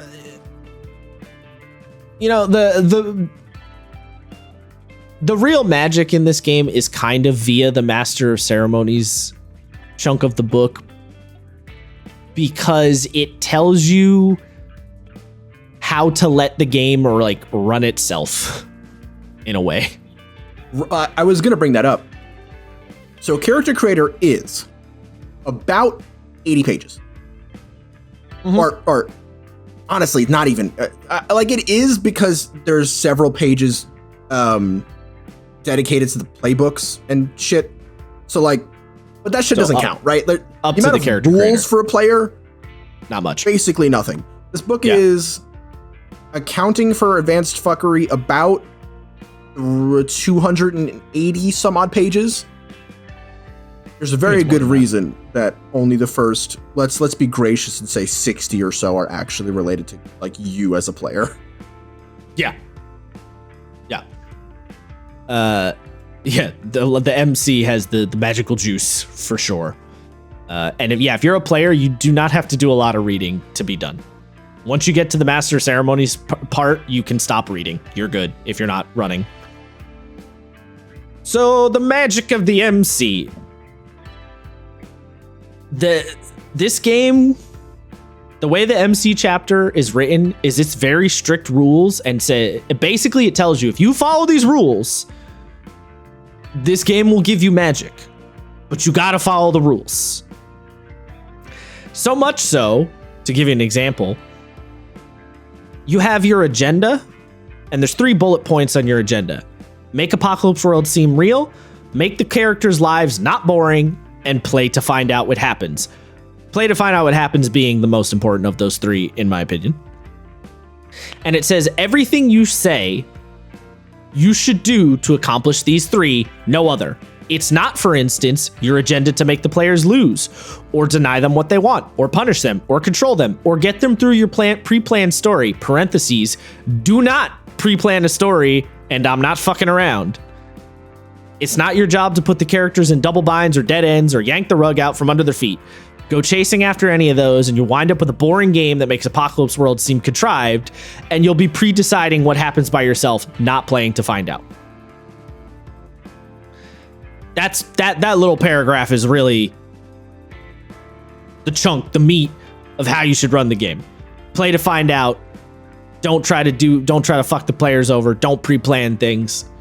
Let the flow happen. It will give you fucking magic shit. I know it sounds like I'm talking it up, and when you read the book, the magic is not obvious. It's not clear. But when you run the game, it just fucking happens. I will say, really so does. As someone who's not played Apocalypse World, but someone who played a couple sessions of Dungeon World, you feel that magic as a player too, right? Like, I talk about this a lot when we talk about the PBTA games. We were in the one shot Josh ran for us. My character was like a Arabian Nights prince character with a bladed whip, very Prince of Persia. That was kind of the point. And we were ambushing some orcs, and my character snuck up a tree and did the like Spider-Man web them up, but used the bladed whip and basically cool made like a garrote guillotine and just took the orc's head off. And the simplicity of, okay, I scramble up the tree. Okay, defy danger. All right, cool. I garrote guillotine the guy. Okay, this isn't defy danger. This is I can't remember what the other one is. It was like I forget what I had to do, but yeah. And then probably it just happens. Fight. It not only does it just happens, it happened and it had real effect, right? The orcs went from, oh, we're gonna fight to, oh god, is that Jimmy's fucking head? What happened? Yeah. And of course, someone's gonna argue that you could do that with any game, and like to some capacity you can, but Apocalypse World and many of the Powered by the Apocalypse games are built so well to do it that it flows naturally. Apocalypse World is the least stressful game I have ever GM'd in my entire life. It is so easy to run this game. It almost runs itself. You kind of just nudge things in the right direction. Like, and I know that sounds almost a little silly, but it's true. It is the lowest, it is the least stress. It's the easiest game to prep for. It all just flows. And as long as you keep coming back to your agenda and your principles and your moves as the MC, it will just keep working, basically. As long as you don't try to fight the game, it will work. And there's not an easy way to convey what I mean by that until you play it. But when you play it, you will feel it. And this applies to any other Powered by the Apocalypse games that adhere close to Apocalypse World's design philosophy. You will feel it. Like, I'm sure Monster Hearts will have the exact same feel. Almost, like, no doubt. So, that, you kind of just gotta try it. Because I know, like, sounds like I'm maybe talking a little crazy. But I'm not, I promise.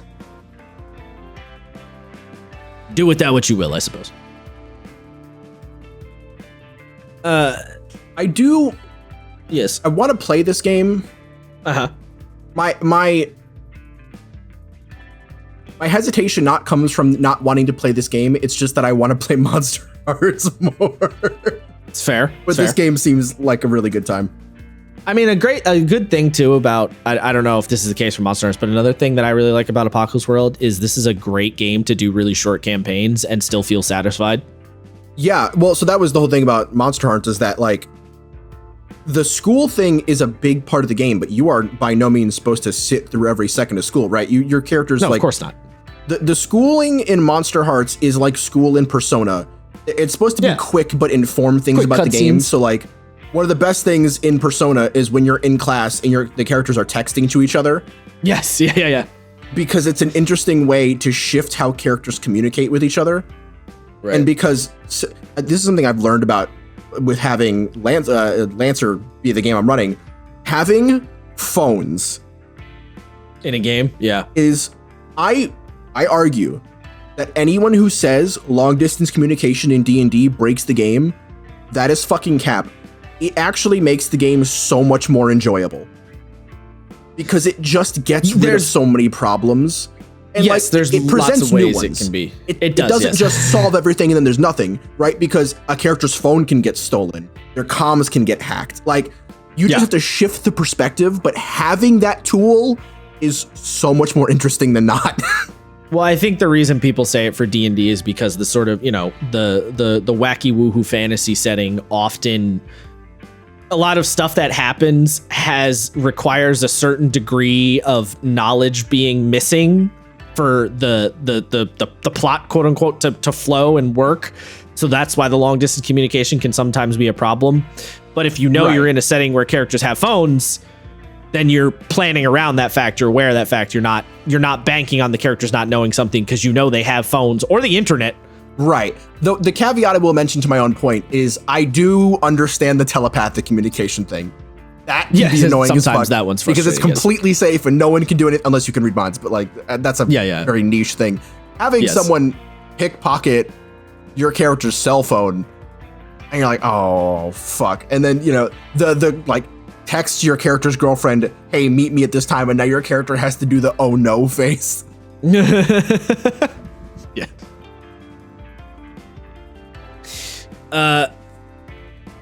So those first 3 bullet points are your agenda, right? So it's what you're trying to achieve.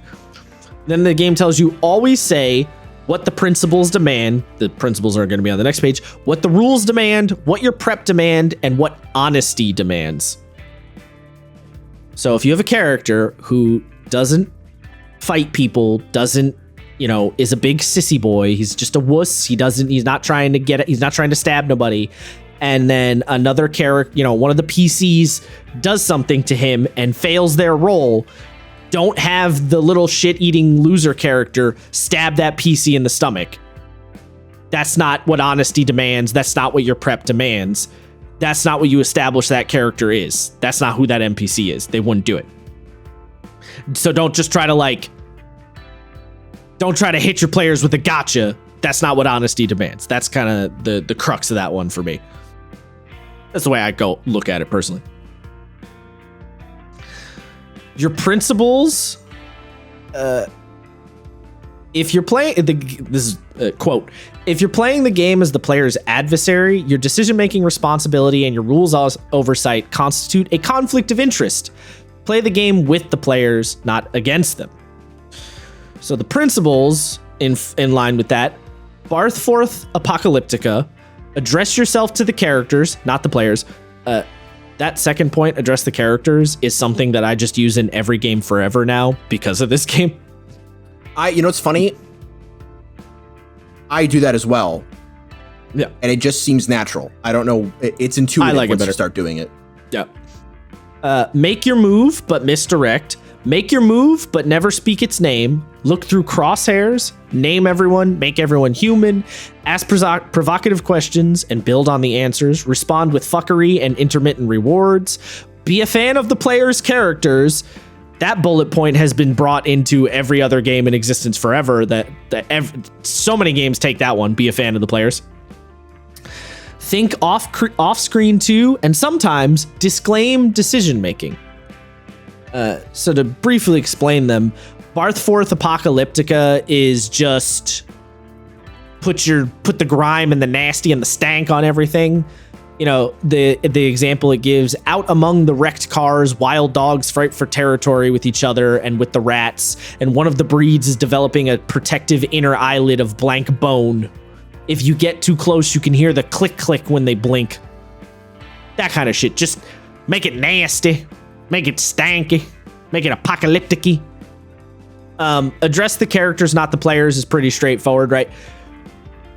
Say, Marie, where are you this morning? Not, Julia, where is Marie this morning?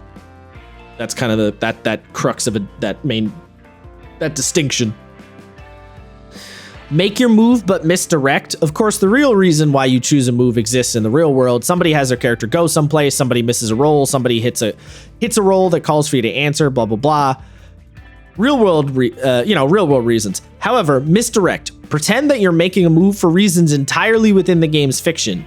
Maybe your move is separate them, for instance, but never say you missed the roll so you two get separated. Instead, say you try to grab his gun. This was the PC's move, but he kicks you down. While they're stomping you, they drag Damson away.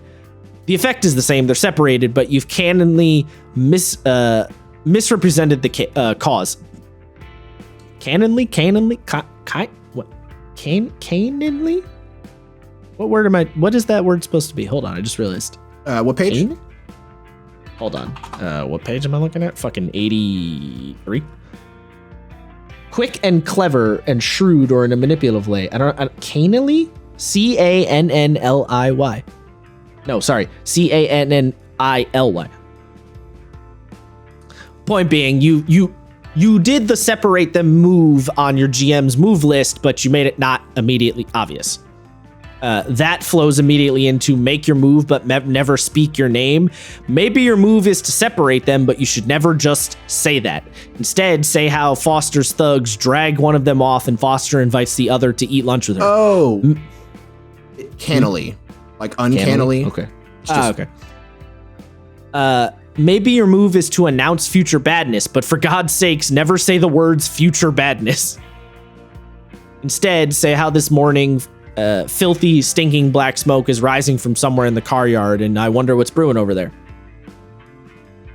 Look through crosshairs.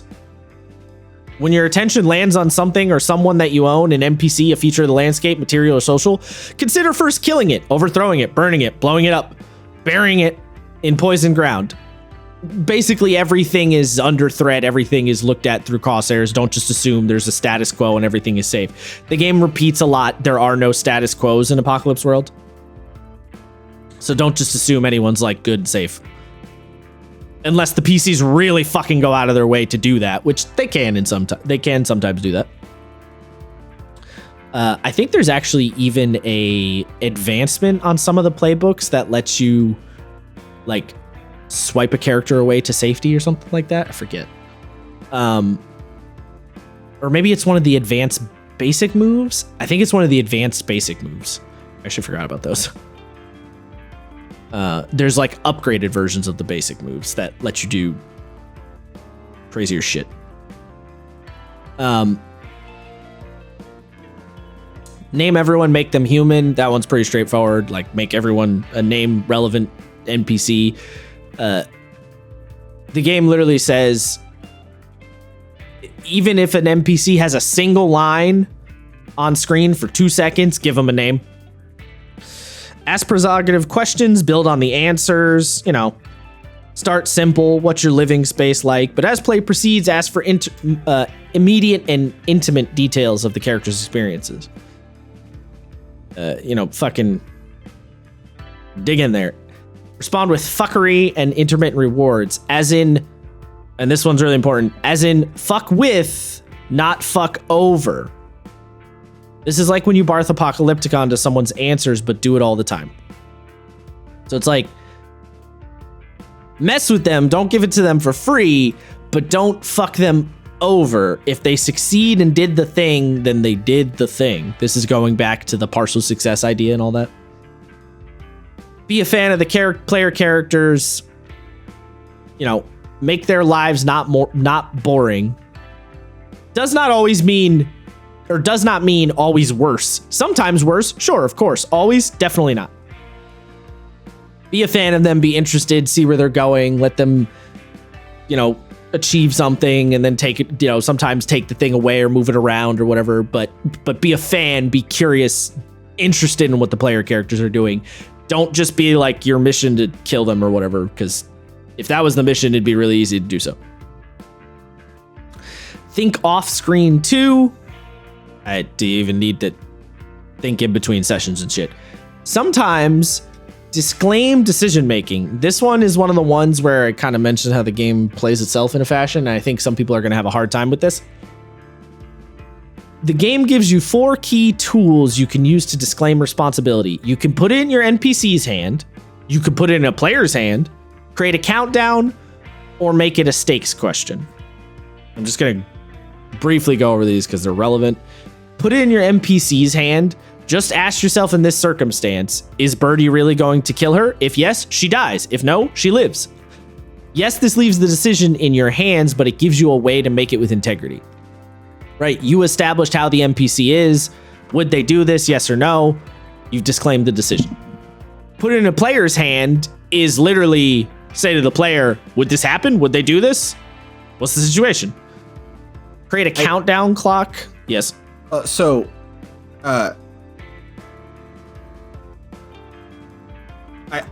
brain turned off for half a second, but I really want to go back to the respond with fuckery and intermittent rewards. Because this is important to me personally. Okay. So the example that this one gives is Marie makes it super clear that Roark that she doesn't care who she kills, but bring back Joe's girl NPC back to her alive for questioning and examination or something. And then it goes, here's where I fuck around though. He's beaten the shit out of her. Marie has access to her brain because always give the characters what they work for, but she's comatose, her back is broken, and her face is smashed in. Yeah. So you read that, that's an extreme case. And I think it's giving you an extreme case on purpose here. Yeah. Because it does say at the end of this, and I think this is really important, intermittently though, give the player exactly what she hoped for. Yeah, sometimes they get it. Because it gives you, it's like the most extreme case of, well, she's not dead, but the game then it immediately acknowledges that, and not using the exact words, but acknowledges that it's an extreme case. And at the same time also saying like, also just sometimes give them what they need.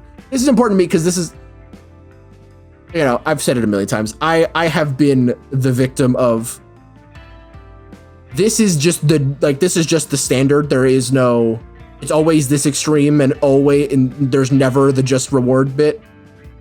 Right. As someone who is personally triggered by this, right, I'm screaming it till the hilltops for everybody else. Fair enough. No, I don't. Hold on. Now I gotta find where I was at. Where the principles. The disclaimed decision making is where I was at. Sorry, I didn't mean to cut you like that. I just no. I mean, it's worth mentioning. It is an important thing to like focus on because a lot of people will. I think if you read the book very like non-consciously, like you just kind of reading through it, you might get the impression that the game is all about like fucking the players over. It's like it's not. No, it's not, and it very specifically says that it's not. But hence the statement. Master of Ceremonies and Training need the media literacy to understand that it's very specifically saying it's not, and it's giving you these extreme examples to recognize that this is the far end of the spectrum. It is that sentence of fuck with, not fuck over. Yes. Right? That is that big crux because you are fucking with them for sure. Back to the disclaiming, put it in your player's hand. Like I said, give it to a player. Create a countdown clock.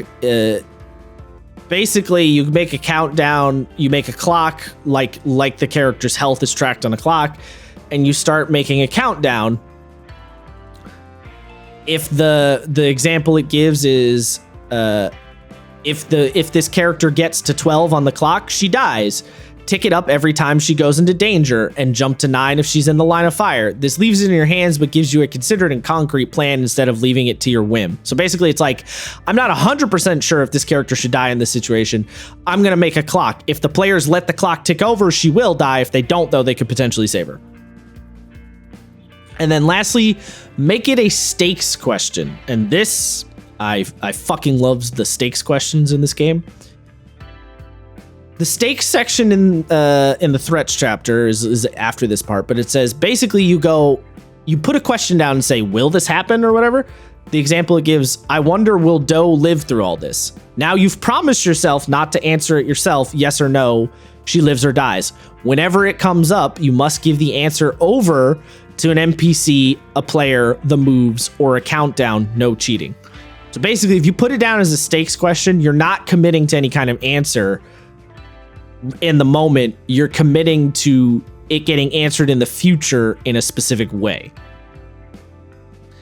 And this is one of those things that's going to feel a little unintuitive for like new GMs to this game, because the idea of putting down a question and not answering it yourself, but you do kind of answer it yourself, but not the way you originally were going to answer it. Like, it's not immediately intuitive, but once you get the hang of it, the stakes questions are really cool, because it does really feel like you as the GM are giving yourself a little surprise, right? Like, you're giving yourself a little present in the future. Like, I don't know what's going to happen here, but I'll be excited when I find out, you know? Mm-hmm. And you can apply, and the idea of a stakes question, I think you could apply to pretty much any game and it'll work fine. So yeah, those are your principles. And then the last big thing that you as a GM have, in terms of moment to moment, I should say, are your moves. Now, moves are kind of funny because some people get a little hung up on moves because they think, oh, the MC moves means I have to do one of these things. And then they go, does that mean I can't just wing it? I can't just free flow it and just respond? Here's the thing. When you're just winging it and just responding on the fly, you're already doing the moves that are listed. You just don't know it. Because if you look at the moves real carefully in this game and you think about how you respond as a GM in situations when you're playing this game or any other game, you do these all the time. So really you are just free flowing. It's just giving you a list if you're unsure or you want to try and steer in a certain direction in the moment to, you know, for the drama, basically.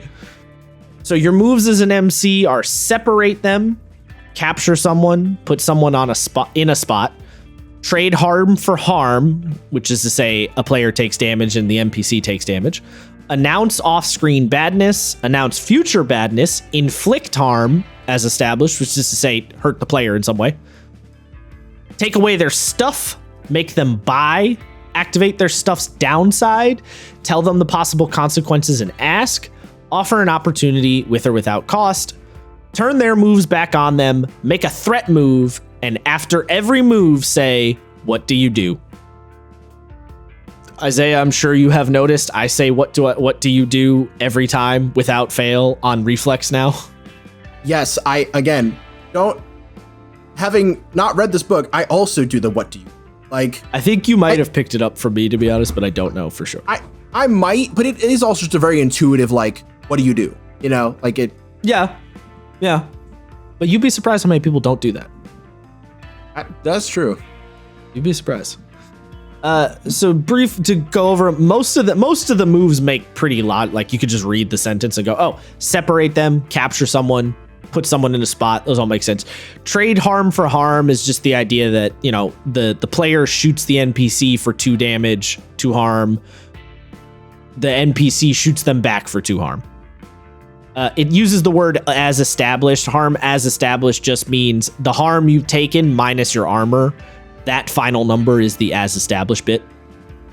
Announce off-screen badness is like something's going on, but nobody was around to see it type situation, or they don't know. Announce future badness is like, oh, I know something bad's coming. Take away their stuff, make them buy, inflict harm. Those ones are all obvious. Activate their stuff's downside. A lot of things in this game will have tags, and those tags will give you like literal downsides to them. So for example, the gun lugger might have a sawn-off shotgun, and one of the tags it has is reload. So the gunner might be in a gunfight and they blast a dude and they get a 7 to 9 on their roll. They succeed and kill the guy, but then they go to shoot another person and there's no ammo in their shotgun. They have to reload. So now you say, oh, you don't have any ammo, you can't shoot them. What do you do, gun lugger? And the gun lugger might like dive to cover to try to reload, or they might try to punch the dude in the mouth and then reload, or they might grab a different weapon, but they have to do something else because there's no ammo. Another great example is that the Hocus, their followers have wow, God, what do they call it? A want, I think is what it's called. Basically, if the Hocus is not taking care of his people, bad shit can start to happen to them because their people are getting like, they're crazy cultist types. They get out of hand. So activating their downside could be whatever their want is. Now you have to deal with that problem. What do they call it? Because they have surplus. Oh yeah, it is want. I was right. Yeah. They have surplus, fortune, and want. And want is, usually bad. Something weird and bad. Where are the examples? Your followers, yeah. Your followers aren't really yours. More like you're theirs. Want judgment instead of desertion. So it's like, if you fuck up, they're going to be like, maybe you're a little bitch and you can't be our leader anymore.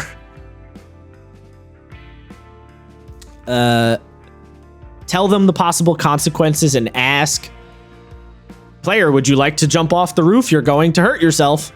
Yes or no? That was pretty straightforward. Offer an opportunity with or without cost. Turn their move back on them, which it basically, you tried to do something, it backfires in some degree. And make a threat move. Threats are the thing that happens in the background. That's your main preppy thing that you do as a GM. So it's funny because I was like, where are the fronts? What the fuck? Yeah. So, were they just renamed? Yeah. Funny thing about that. Everyone calls them fronts. You will hear people online always use the phrase fronts. Yeah, they're called threats in second edition. And first edition actually also still uses the word threats in some places. Threats are fronts. Had a feeling. I've played more of second than first. Well, actually, I don't know if that's true. Maybe it's been 50-50. Like, yeah, they used to be called fronts in first edition. They are now called threats, I think, because fronts, I don't know, I think maybe confused people a little bit, the wording, like it wasn't 100% clear. It probably did. This annoys me on a personal level because fronts, if you know what that means, is really intuitive. A war is fought on multiple fronts, multiple avenues of conflict. Yeah. So when you are dealing with a character's fronts or a settlement's fronts, it's not just what are directly threatening them. It's more than that, right? A front is, well, we've got, we're going to use The Walking Dead. Okay, well, we're dealing with the Whisperers, but also we're on a food shortage, and also the flu is coming through. Yeah. Like, the food shortage is a threat, but it doesn't feel right calling it a threat. It is a conflict you have to deal with, though. Yeah. Yeah. So, yeah, I think that's also, I think it was a little bit of a degree of confusion, and also, yes, rewriting them to be threats, because not every threat is a front, but almost every front is going to be a threat. I'm on the inverse, because in my head, yeah, like all threats are fronts, but not every front is necessarily a forward-facing threat, I guess is what I was thinking. Well, the game, when it uses, it does threaten your existence, but there's not a gun to your head. So I prefer fronts, but. Well, so the game does say that threats are not necessarily gun to your head type situations either. They can be a little more like threats in the way it talks about threats in second edition. They can be a little more in the background, not an immediate thing. So the food thing would be weird to call it a front, but it is a threat because it can slowly become a problem if you're running out of food. So I think that's part of it too. I suppose. And the thing too is fronts in first edition, that you had a front, and then threats were the type of front, essentially. So there was the front itself, and then the threats were part of the front. So there was a little more of like a hierarchy build to it. And I think at some point he decided to just say the threats are the thing. There's no need to necessarily put them under the front box. Like the hierarchy to them was slightly different. You get what I'm saying? Yeah, I get it. I think I still prefer fronts, but I understand the reasoning. I don't think I care either way. I think I'm all right with them either way. It's just a slightly different organization, to be honest. And at the end of the day, the threats still shake out pretty similar. So, all that's to say, threat moves are moves that come from a threat specifically, which are special moves that when you create threats, you will decide on. Well, this is interesting. Well, we're at 2 hours now. I did not get as far as I thought. Probably because I yapped too much. You do be yapping, brother.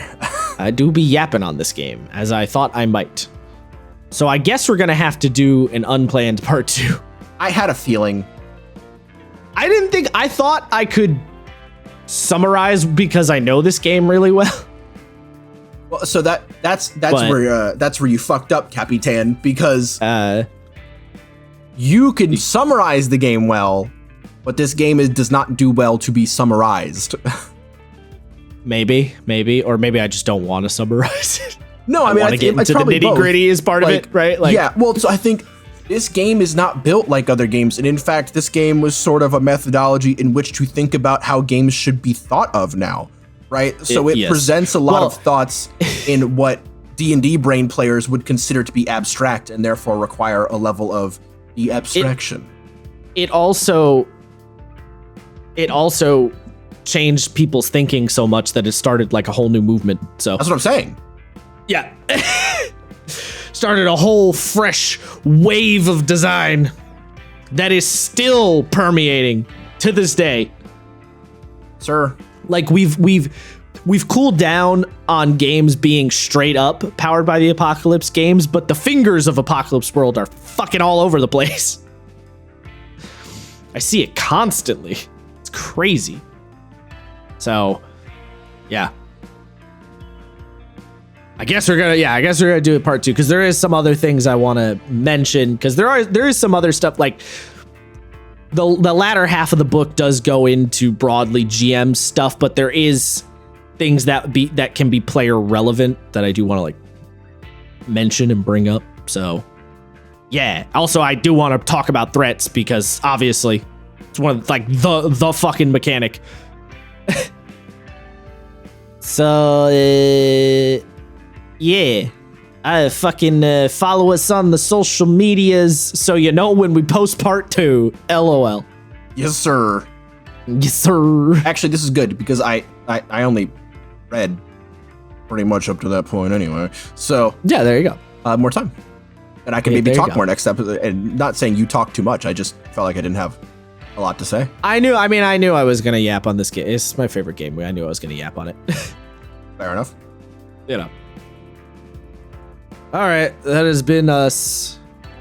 Barthforth Apocalyptica on your grandma. Bye-bye. That was a lot. All right, peace, motherfuckers.